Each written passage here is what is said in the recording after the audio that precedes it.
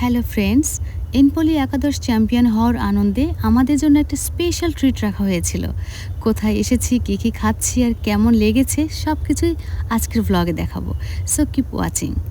আমরা গিয়েছিলাম আফতাবনগরে ইলিশবাড়ি রেস্টুরেন্টে। এই ইলিশবাড়ির অনেক রিভিউ আমি ফেসবুকে দেখেছি।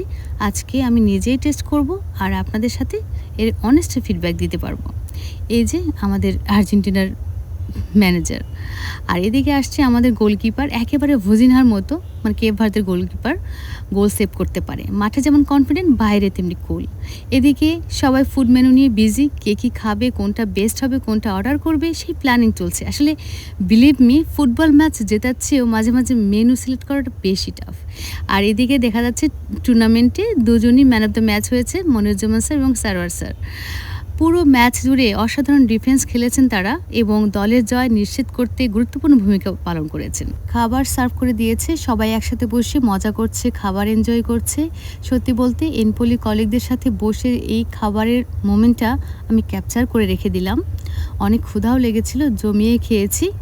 সত্যি বলতে অনেক মজা ছিল, সবাই বলেছে, সবার কাছেই ভালো লেগেছে।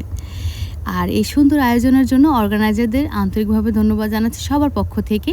শুধু একটি টুর্নামেন্ট নয়, তারা আমাদের সবার জন্য একটা টিম ওয়ার্ক, ফ্রেন্ডশিপ আর ইউনিটির দারুণ একটা প্ল্যাটফর্ম তৈরি করেছেন। এমন আয়োজন ভবিষ্যতে আরও হবে ইনশাআল্লাহ, তাদের কাছ থেকে এটাই আমাদের চাওয়া।